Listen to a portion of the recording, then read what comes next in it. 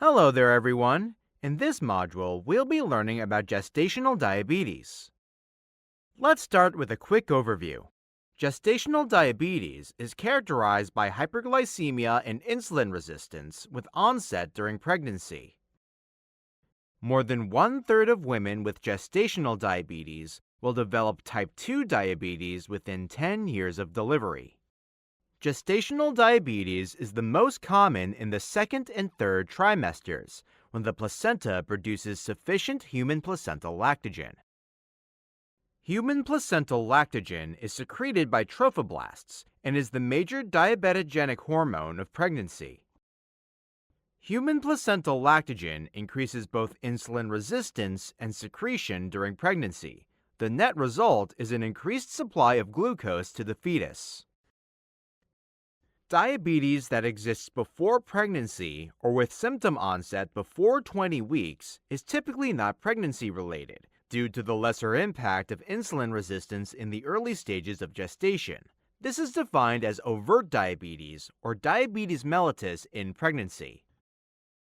Patients with overt diabetes or diabetes mellitus in pregnancy are more likely than patients with gestational diabetes to have significant hyperglycemia during pregnancy and postpartum hyperglycemia, as well as having a lower body mass index. This is because they may be type 1 diabetics, who are less likely to be overweight or obese than patients with type 2 diabetes or gestational diabetes. Let's take a look at the etiology. The etiology of gestational diabetes involves various risk factors, including a personal history of impaired glucose tolerance or prior gestational diabetes mellitus. Other risk factors for developing prior gestational diabetes mellitus include maternal age greater than 25, a body mass index greater than 30 kilograms per meter squared pre-pregnancy, a family history of diabetes mellitus, previous unexplained abortion or stillbirth, glycosuria at first prenatal visit, multiple gestation, polycystic ovarian syndrome, glucocorticoid use, hypertension, and being a member of an ethnic group with a high prevalence of type 2 diabetes mellitus. Being part of certain ethnic groups, including Hispanic American, African American, Native American, South or East Asian, and Pacific Islander, can also increase the risk of developing gestational diabetes. Suspect overt or pre-gestational diabetes if glucose intolerance manifests earlier in pregnancy. Now let's learn about the diagnosis. Pregnant parents with gestational diabetes are usually asymptomatic, but they will have an abnormal glucose tolerance test. At 24 to 28 weeks of gestation, a 50-gram, 1-hour glucose challenge test is routinely performed for gestational diabetes. It consists of the following steps. Administer a 50-gram oral glucose load. Check the plasma glucose 1 hour later. This test is administered without regard to the timing of the previous meal. A 1-hour plasma glucose value of greater than or equal to 140 milligrams per deciliter is considered a positive glucose challenge test and is an indication to proceed to the 100-gram 3-hour oral glucose tolerance test. Note that some providers use a lower cutoff value for a positive glucose challenge test. The 100-gram 3-hour oral glucose tolerance test consists of an initial fasted glucose measurement, followed by administration of the glucose load and subsequent plasma measurement for each hour afterward for 3 hours. This requires that the patient has fasted overnight for at least 8 hours. The 100-gram 3-hour oral glucose tolerance test is considered positive for gestational diabetes if greater than or equal to 2 of the following plasma glucose values are present. At fasting, having greater than or equal to 95 milligrams per deciliter. At 1 hour, having greater than or equal to 180 milligrams per deciliter. At 2 hours, having greater than or equal to 155 milligrams per deciliter. and at 3 hours having greater than or equal to 140 milligrams per deciliter. Associated laboratory findings for gestational diabetes include elevated glucose prior to and during pregnancy, increased hemoglobin A1C if glucose control is poor, and the presence of anti-insulin and anti-islet cell antibodies in cases of type 1 diabetes mellitus.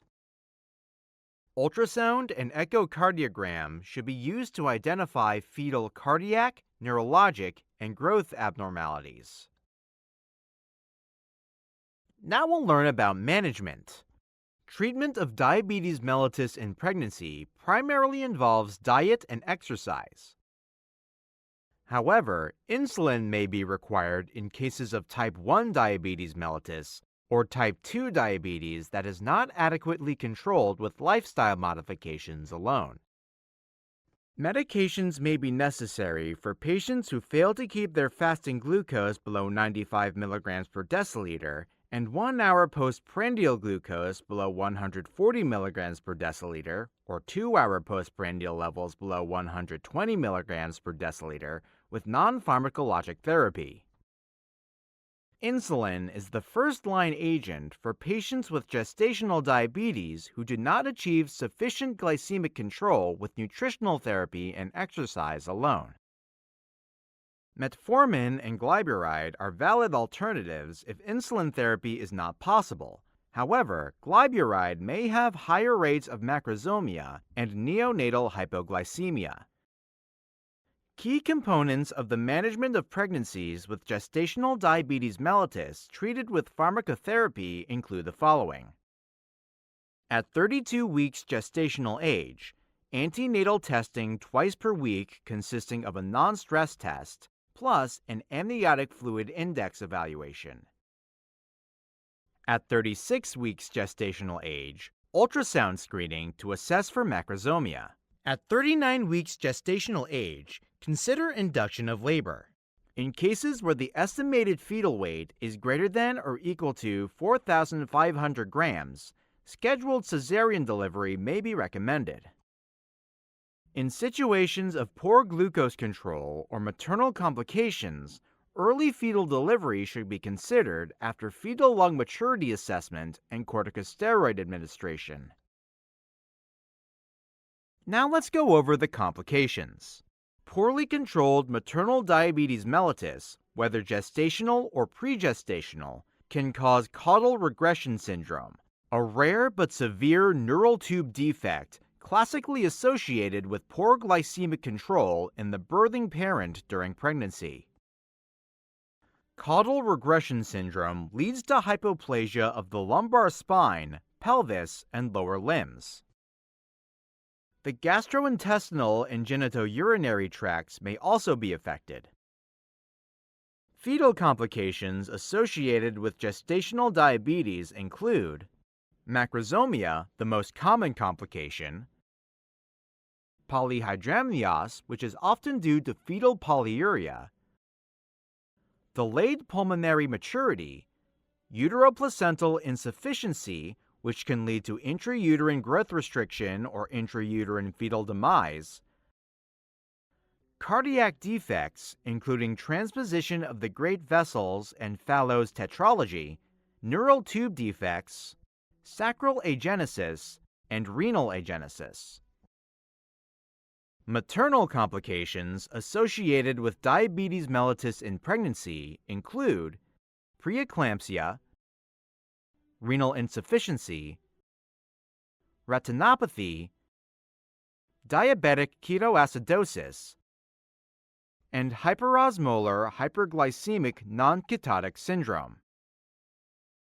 Perinatal and postnatal complications associated with gestational diabetes mellitus include hypocalcemia, respiratory distress, delayed neurologic maturation, polycythemia, neonatal jaundice, traumatic delivery, brachial plexus injury, and hypoglycemia, which is often due to increased fetal insulin in response to increased maternal glucose. Thank you for listening to this module. We'll see you next time.